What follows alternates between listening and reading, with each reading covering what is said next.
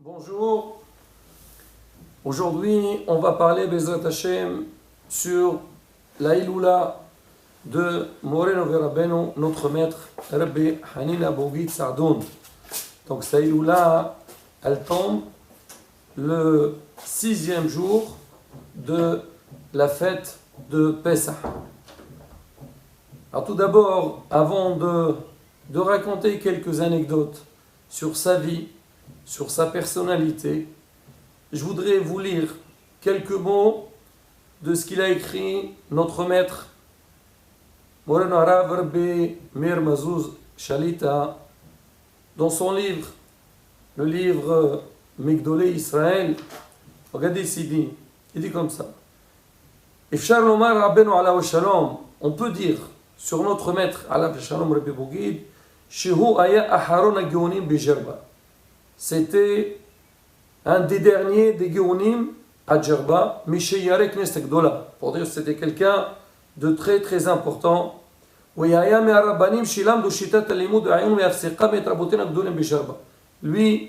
il a appris, déjà il parle de sa grandeur, on est vu de l'étude de la Torah et de ses connaissances.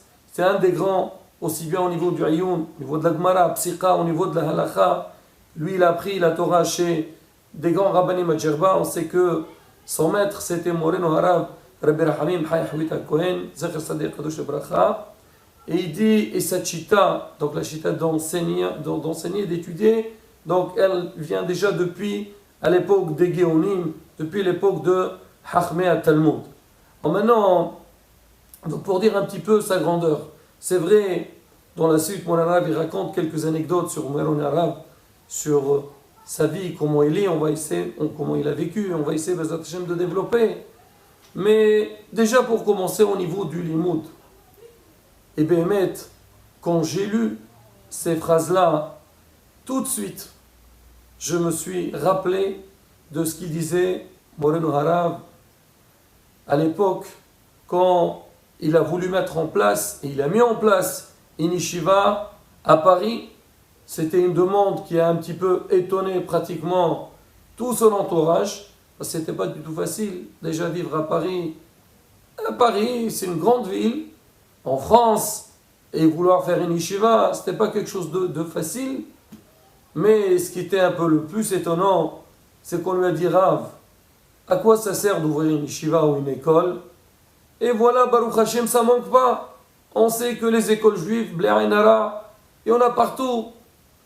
Alors le Rav, il leur a dit: moi, si je vais ouvrir, c'est pas assez champs pour qu'on dise demain, il a ouvert une yeshiva ou il a ouvert une école. Mais mon but, c'est qu'on puisse transmettre ce qu'on a reçu de nos rabbotés Noatroshim. C'est vrai que chacun, il a sa chita, sa manière d'étudier, mais le Rav, il tenait à cette chita-là. Et Baruch Hashem, il a mis en place une yeshiva dans laquelle les élèves ils se sont évolués, ils se sont développés, et Baruch Hashem, ils sont arrivés à un très très bon niveau. Et seulement hier, j'étais avec Moreno Harav, Rabbi Haim Peres, un grand Talmid Chacham. Alors on parlait un petit peu du limoud, de l'étude de la Torah. Il a dit: Ashrei Moreno Verabeno Rabbi Bougit Sa'doun, qu'il a mis en place cette yeshiva pour que les élèves après la chita d'avant, et Baruch Hashem aujourd'hui, il a produit des fleurs, c'est-à-dire des talmidim qui ont un très très bon niveau. Et c'est ça la chita, ce qu'on appelle la Yonutul, c'est ou bien la chita sfaradite. Et le Rav, il n'est pas arrivé à ça comme ça, c'est sûr que c'était avec beaucoup d'ambition. Il avait un objectif, et Baruch Hashem, il a réussi à mettre en place ce qu'il a voulu faire, et Baruch Hashem aujourd'hui, ça se développe. Ça c'est Rabotai, on va dire au niveau donc de la grandeur de la Torah, bien sûr au niveau du Psach. Alors si on va aujourd'hui pour connaître sa grandeur, pour ceux qui ne l'ont pas connu, on n'a qu'à voir ses Sfarim. Moi je me rappelle, beaucoup de fois, il y a des gens, ils venaient à la synagogue, et ils demandaient: est-ce qu'on peut voir Moreno Harav Rabbi Bougid? Pourquoi? Pour prendre une bracha. Alors déjà le Rav, quand je lui disais ça, il était très dérangé. Il a dit: quoi, moi je suis pas un Rav de brachot. Moi, les brachot, c'est pas pour moi qu'il aille voir des mekoubalim ou des gens qui font que ça. Mais moi, les brachot, c'est pas mon domaine. Et les gens, ils incitaient, surtout quand des fois ça arrive. Il y a des gens, ils arrivent avec des problèmes. Alors le Rav, à la fin, il craque, il dit, bon, écoute, d'accord, allez, alors la personne qui est à côté, il me dit, dis-moi, dis-lui qu'il me fait le... Je dis, Rav, il veut une bracha. Il me dit, mais attends, j'ai déjà béni, non? Je dis, non. Il me dit, quoi? C'est rien pour toi, Birkat Kohanim. C'est une très grande beracha. Et bien, ce là de cette Birkat Kohanim, on voit dans beaucoup, cette semaine, j'ai lu une histoire avec le Gaon Mivina. Pareil. Donc, pour lui, déjà, il suffit. C'est quoi une bracha? C'est faire une demande à Kadosh Baruch. Mais lui, toujours, il disait que moi, les brachot, c'est pas mon domaine. Des fois, des fois, il y a des gens qui arrivaient aussi. Ah, ils parlaient, oui, est-ce que je peux voir là, le Rav, là, que vous avez, le Kadosh, le Mekoubal? Moi, je leur dis, certes, c'est un Rav qui est Kadosh, mais sachez que sa grandeur ne s'arrête pas seulement à ce niveau-là de la Kedusha et la Hassidout et les Brachot, mais dans le Limoud. Et Baruch Hashem, on a été zoché de voir ces Sfarim, et des fois, j'avais affaire même avec des grands Talmidei Chachamim, quand je leur sortais ces livres, Magid Tshuva ou Magid Hadashot, et ils disaient comme ça, on n'a jamais pensé que ce Rav-là, il était aussi puissant dans l'Imoud Torah. Alors comment notre maître, il est arrivé à ça? Bien sûr avec sa anava, sa modestie, que tout le monde l'a vu avec ses propres yeux. Surtout si on veut voir les témoignages des grands rabbanim tels que Moreno Harav Rav Yosef, Zecher Sadiq Kadosh Libracha, dans ses Akhdamot, à comment il parle de la grandeur du Rav, et surtout quand il parle de sa modestie, pour dire que Baruch Hashem, on a été zoché à connaître et vivre avec un Kadosh Elyon. Parmi les choses sur lesquelles le Rav il a tenu beaucoup, c'était le développement de l'étude de la Torah et la formation des élèves. Le Rav il utilisait toujours une expression que dans la suite, je l'ai vu dans les Sfarim de son maître Rabbi Rachamim Chayhuit Kohen, Zechron le-Bracha, il dit Im en gdayim en tiashim. S'il n'y a pas des brebis, alors on ne pourrait pas avoir plus tard donc des boucs, ça veut dire des gens de qualité de Talmidei Chachamim. Et son but, toujours, il était derrière que les élèves se développent dans l'Imoud Torah. C'était quelqu'un qui tenait beaucoup à encourager les enfants. Il savait que intéresser un enfant, ce n'est pas quelque chose de simple ou de facile, mais ça demande du travail. Et tout le temps, il était derrière. Je me rappelle surtout, il y avait la fête de Soldat Yitro. Lui, il partait à l'époque, il partait en Israël. Et quand il était de retour, il retournait avec une valise pleine de cadeaux pour les élèves. Et il avait une grande simha quand il voyait les élèves, le jour de Soldat Yitro, faire des Devrei Torah, et que juste après, on leur donnait des cadeaux. Alors pour lui, c'était son plus grand plaisir. Maintenant, au niveau des midot, de ses qualités, moi je me rappelle, malheureusement, après sa ptira, bien sûr, il fallait parler, on faisait des spidim sur le Rav. Et un jour, je suis tombé, juste après sa ptira, je suis tombé sur une masechet qui est connue, masechet derech Eretz. Alors ici, dans l'Aqdama, il dit dans le livre de Ishmasliach, il dit cette masechet derech Eretz, c'était Minhag Atiq Haya Betzfat, Shimhal Isrohak Shel Pesach Bishabbat, comme cette année. En Chutz Laaretz, on fait la fête de Pesach, c'est vendredi, samedi. En Israël, vendredi. Samedi, c'est Isrohak de Pesach, le lendemain. Et on sait qu'entre Pesach et Shavuot, on fait les Pirkei Avot. Maintenant, les habitants d'Israël, ils ont une semaine en plus. Alors qu'est-ce qu'ils faisaient? Ils lisaient Masechet derech Eretz. Il dit que malheureusement ce minhag, il a été un petit peu oublié, mais c'est très important de le lire. Et quand j'ai commencé à lire ce passage, vraiment, j'ai vu dans les paroles du Tana de Rabbi Meir, vraiment, je voyais l'image de notre maître, Moreno Harav Rabbi Bogit Sardoun. Alors je vous lis quelques mots du début de cette Mishnah. Et on verra, Bezat Hashem, les anecdotes qu'on peut raconter. Rabbi Meir Omer, Darkan shel Talmidei Chachamim, le derech, la manière, le mode de vie d'un Talmid Chacham, c'est Anav ou Shval Ruach, être modeste et humble. Est-ce qu'on pourrait dire aujourd'hui, est-ce qu'on pourrait trouver des rabbanim ou des personnalités au niveau de Moren Arav, Rabbi Bougou Sardon, au niveau de sa Anava? C'est une Anava qui dépassait toutes les limites. Je me rappelle quand on était, Baruch Hashem, on a mérité d'étudier avec lui. Et quand on était dans son bureau, lui ne voulait pas le considérer comme un bureau, on va dire, dans son Beth Midrash, on était assis, des fois ils arrivaient, des rabbanim qui arrivaient, et bien sûr, ils veulent seulement voir c'est qui Rabbi Bougid, surtout quand ils ont vu ses Sfarim. Alors il entrait, Shalom, Kvod Arav, et lui, avec toute sa modestie, il saluait tout le monde, il répondait à tout le monde, même si des fois il s'agissait des personnes très simples, il avait le sourire avec tout le monde. Alors il lui disait, Rav, vous donnez cours à vos talmidim? Sa réponse, elle était catégorique. Pas du tout, on ne donne pas un cours, on est en train d'étudier ensemble, voilà, on étudie. Et alors il pousse. Mais Rav, attendez, vous, dis-moi, Shimanarf, qu'est-ce que je sais? Moi, je sais rien. Moi, je lis le livre et je traduis ce qui est marqué. Rabotai, il faut voir.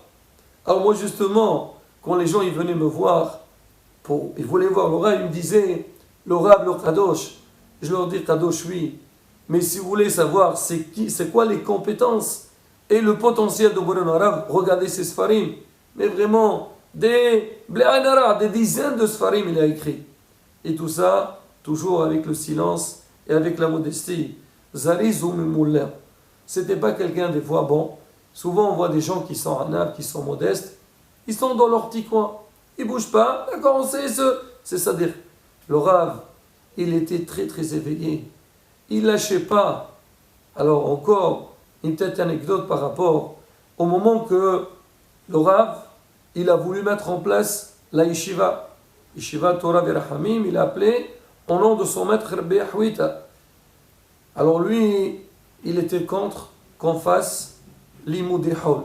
Parce qu'on sait que malheureusement, dans beaucoup de pays, surtout dans les Juifs du Maghreb, Maroc, Tunisie, Algérie, ils ont beaucoup souffert de l'alliance israélite. Elle est venue, elle a essayé de mettre le hol, et malheureusement avec le temps, alors l'imoud Torah, il s'est énormément affaibli, pratiquement, il a disparu.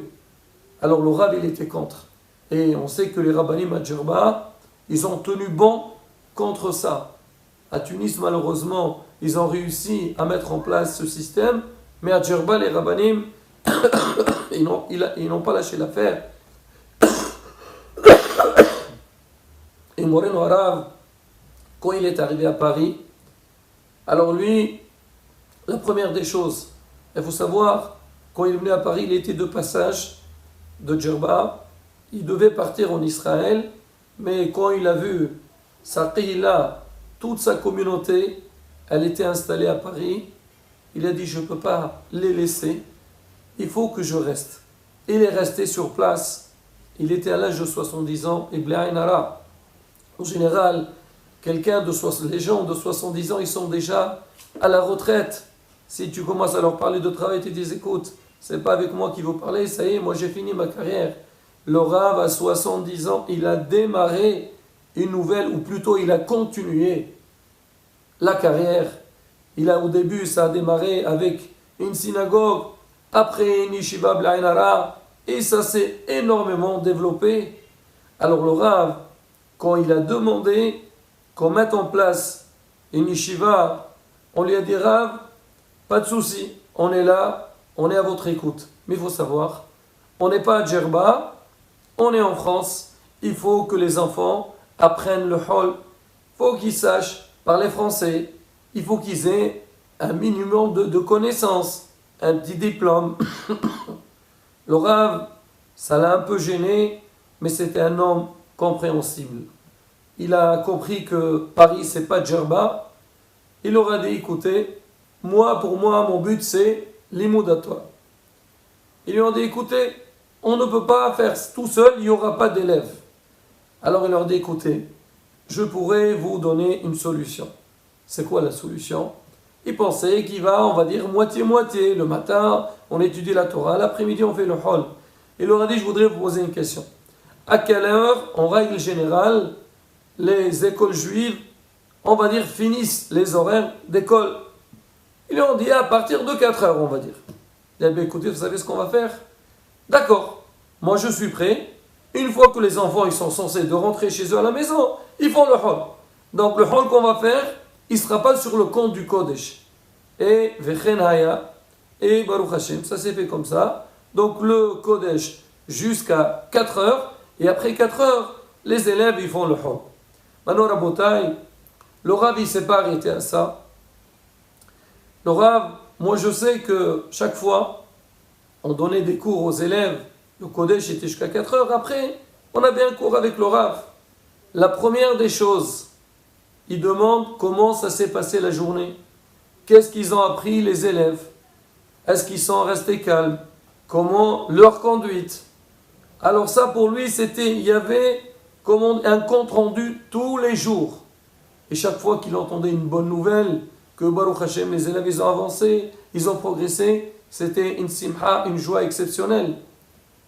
Un jour, alors je suis monté comme d'habitude, il me dit, dis-moi, hier les élèves l'après-midi, ils n'ont pas eu cours de hol. Là, moi j'étais un peu surpris de la question. Je dis, Rav, normalement, je ne sais pas, le programme, voilà, 4 heures après ils font. Alors je me suis renseigné. On m'a dit, si, ils ont eu un cours de hol, mais le prof de hol, ce jour-là, devait leur faire une sortie pour aller voir, je ne sais pas, ils avaient fait un thème, il est sorti avec eux. C'est que le Rav, en fait, tous les jours, c'est pas il vient pour enseigner, c'est vrai, il enseignait la Torah, mais derrière, il veillait de voir comment les élèves, ils faisaient le hol. Il disait toujours, si maintenant on va consacrer ces heures-là pour étudier le hol, il faut le faire bien. Si on ne va pas bien le travailler, c'est dommage. Au lieu qu'ils aient des cours de hol, on n'a qu'à mettre en place des cours de Kodesh. Voilà, il reste jusqu'à 6h, 7h. Ils peuvent étudier encore. D'accord. Moi, j'étais d'accord qu'ils commencent à 4h. Mais s'ils ne vont pas bien étudier, ça ne m'intéresse pas. Il ne faut pas qu'ils perdent leur temps.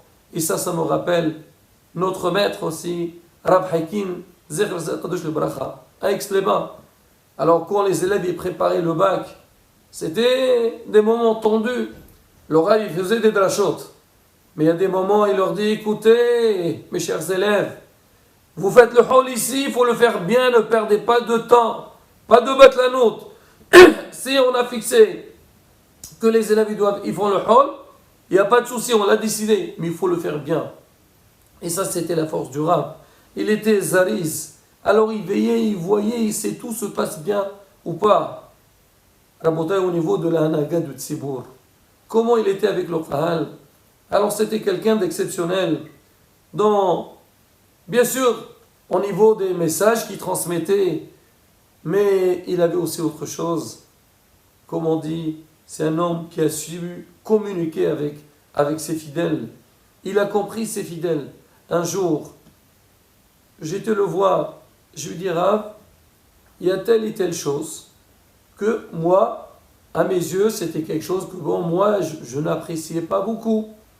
Surtout un bahour qui vient de la yeshiva. Donc on a été un petit peu, on va dire, beaucoup de ferveur.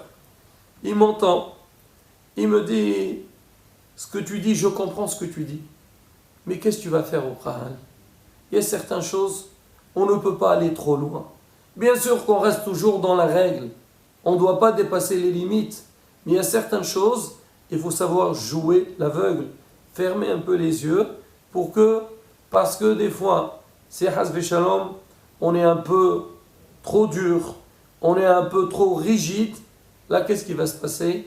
Le Qahal, tu peux le perdre. Le Qahal, il va chercher ailleurs et à la fin, on a tout perdu. Surtout que lui, donc c'était quoi? Donc on va dire sa plus grande recherche, il voulait que le Kahal, il reste dans la communauté. Il sait que Baruch Hashem, toutes les communautés elles sont bonnes. Mais un homme, il doit respecter ses traditions. Les traditions, Masorot Avotenu Akdushin. Beaucoup de fois on voit des gens, même que des fois, ils sont sortis de la voie, mais à travers les petits minhagim qu'ils avaient dans le passé, ça les a accrochés, ça les a attrapés. Et le Rav, il savait qu'à travers les minhagim, le fait qu'un fidèle, il fréquente sa synagogue, il voit son Rav, il est dans une ambiance dans laquelle il a grandi, il n'ira pas très très loin. Et ça, c'était une des choses sur lesquelles le Rav, il était marqué. Mais derrière ça, il ne faut pas croire. Parce que le Rav, il dit, écoute, il faut comprendre le public. Alors le public, il a le droit de faire ce qu'il veut. Pas du tout. Quand le Rav, il voyait des choses qui ne lui plaisaient pas, il ne se taisait pas. Et on se rappelle tous, quand il se levait en plein tefila, quand il voyait les gens, pendant la prière, il parle. C'est vrai que les gens ils te disent toute la semaine, on travaille, on est stressé, alors on décompresse. Mais le Rav, il leur dit, ici, c'est pas un café ici. Celui qui veut parler, il va, il y a un café en face, il va là-bas, il parle tant qu'il veut. Finis ta prière, après tu le fais. Mais tu crois que pendant la synagogue, Hasve Shalom, tu vas parler, au point que certains, on dit en Russie, alors il rapporte ça dans son livre. Alors quand il voyait des juifs, il voulait un petit peu les critiquer, il leur disait, si tu veux parler, c'est pas ici, c'est à la synagogue. Ils n'ont rien compris. La synagogue, c'est pas fait pour parler. Et le Rav, il tenait beaucoup sur ça. Et on se rappelle tous qu'au moment où le Rav, il voyait que malheureusement, il y avait de l'abus à ce niveau-là, il était catégorique, il lâchait rien. Au point des fois, il dit, écoutez, vous allez parler, moi je reste pas ici, je pars. Et là, les gens, tout le monde avait peur. Et on voyait comment, Baruch Hashem. Donc, le bon déroulement de la tfila, le respect de la synagogue, il était présent. Là, justement, c'est vrai que toujours ce qu'on dit, il faut jouer sur le 2. Un peu, on va dire, il faut donner de l'affection, mais il faut les deux. Il faut savoir pousser, il faut aussi savoir rattraper. Et ça, c'était la vocation de Mevlana. Bezat Hashem, on essaiera donc de faire d'autres cours et raconter d'autres anecdotes sur Moreno Arav, Srotot Agin Aleno, Amen, Keni Erason.